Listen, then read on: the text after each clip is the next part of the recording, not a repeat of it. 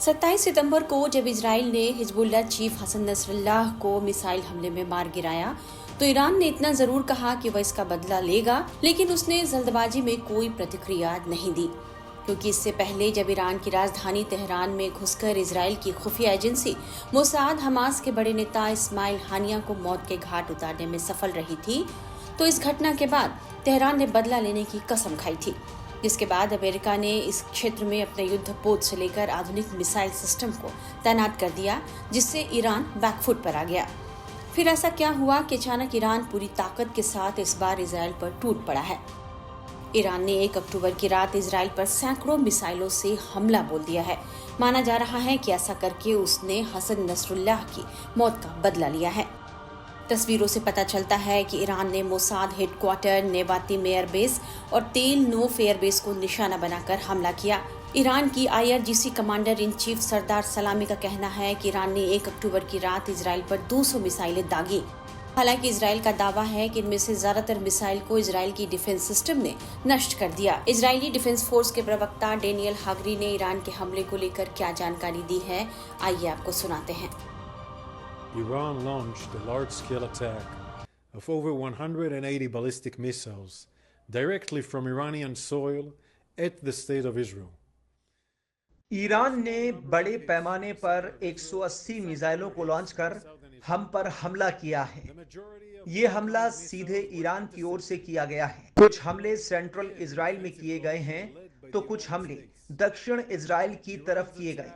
ज्यादातर ईरानी रॉकेट्स को इजराइल और अमेरिका के सहयोग से इंटरसेप्ट कर मार गिराया है। ईरान का हमला एक गंभीर और खतरनाक है।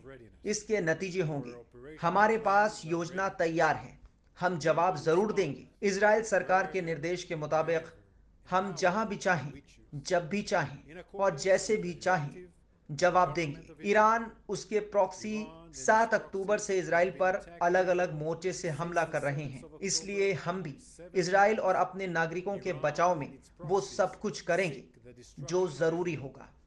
The Israel Defense Forces will continue doing everything necessary to defend the state of Israel and protect the people of Israel. Iran ने इजराइल पर हमला करके उसे एक बार फिर उकसाया है और ईरान जानता है कि इजराइल इस पर जवाबी हमला जरूर करेगा। तो ईरान के इस कॉन्फिडेंस की असली वजह क्या है? तो इसके पीछे की असल कहानी दरअसल रूसी राष्ट्रपति व्लादिमीर पुतिन से जुड़ी है। समझा जा रहा है कि रूस के राष्ट्रपति व्लादिमीर पुतिन ने कथित तौर पर इजराइल के साथ एक बड़ा खेल कर दिया है। महज 2 दिन पहले ईरान के सुप्रीम लीडर से मिलने के लिए पुतिन ने अपना खास दूत भेजा था और अगले ही दिन ईरान ने नई ऊर्जा के साथ इजराइल में यह एयर स्ट्राइक कर दिया है। 30 सितंबर को ईरान में रूस के प्रधानमंत्री मिखाइल मिशुस्तिन पहुंचे थे। उन्होंने राजधानी तेहरान में ईरानी राष्ट्रपति मसूद पेजेश्कियन से मुलाकात की थी। रूस की तरफ से सरकारी बयान में कहा गया कि व्यापार, आर्थिक, सांस्कृतिक और मानवीय क्षेत्रों में रूसी ईरानी सहयोग को बढ़ाने के लिए दोनों देशों के बीच चर्चा हुई। हालांकि यह तो रूस का आधिकारिक बयान है, लेकिन असल में रूसी पीएम पुतिन का संदेश लेकर ईरान पहुंचे थे।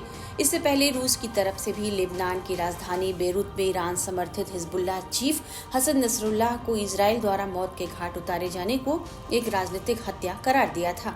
इसलिए माना जा रहा है कि इजराइल पर हुए ईरान के हमले के पीछे रूस का बैकअप ईरान को मिल रहा है। रूस इस जंग में ईरान का साथ इसलिए दे रहा है क्योंकि रूस और ईरान के अच्छे संबंध हैं।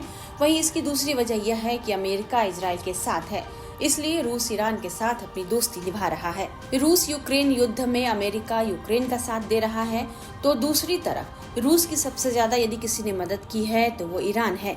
रूस ईरान में बनी मिसाइलों से यूक्रेन पर हमला कर रहा है। पिछले 2 महीने के घटनाक्रम को देखें तो इजराइल के आक्रामक रवैये पर ईरान बड़ी बड़ी बातें कर रहा था, लेकिन वो बेंजामिन नेतन्याहू की सेना का कुछ बिगाड़ नहीं पाया।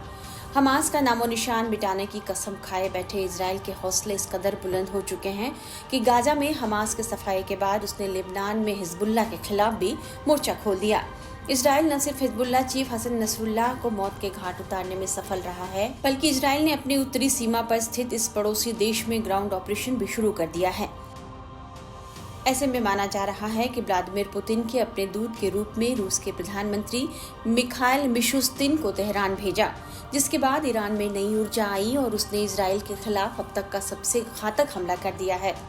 इजराइल पर हमले के बाद ईरान का जोश हाई है। इजराइल पर हमले के बाद ईरान ने भी बयान जारी किया है। ईरान के एक अधिकारी ने कहा है कि अगर इजराइल ईरान के खिलाफ कोई कार्रवाई करेगा तो उसे करारा जवाब जरूर मिलेगा। संयुक्त राष्ट्र में ईरान ने कहा है कि अगर इजराइल जवाब देता है तो हम विनाशकारी तरीके से इसका जवाब देंगे। वहीं ईरान रिवॉल्यूशनरी गार्ड्स ने इजराइल पर मिसाइल दागने के बाद जवाबी कार्रवाई की चेतावनी जारी की है। इस बीच अमेरिका और यूरोप को लेकर ईरान ने एक बड़ा बयान दिया है। इजराइल पर हमले के बाद ईरान के supreme leader Ayatollah Ali Khamenei का कहना है कि अगर अमेरिका और यूरोपीय देश पश्चिम एशिया क्षेत्र छोड़ दें तो युद्ध संघर्ष समाप्त हो जाएंगे। ईरान पश्चिम एशिया में मचे युद्ध और घमासान के लिए अमेरिका और यूरोप को ही आरोपी मान रहा है। ईरान का आरोप है कि अमेरिका और यूरोप इजराइल को बढ़ावा देते हैं, जो कि पश्चिमी एशिया में अशांति का मुख्य कारण बन गया है। रिपोर्ट्स के मुताबिक खामेनेई ने यह कहा है, अब यहूदियों का शासन खत्म हो चुका है। हमें उम्मीद है कि ईश्वर की मदद, ईरानी लोगों के कठिन प्रयास, इस्लामिक क्रांति से मिली प्रेरणा और अन्य देशों के सहयोग से इस क्षेत्र से हम अपने दुश्मनों को हटा देंगे।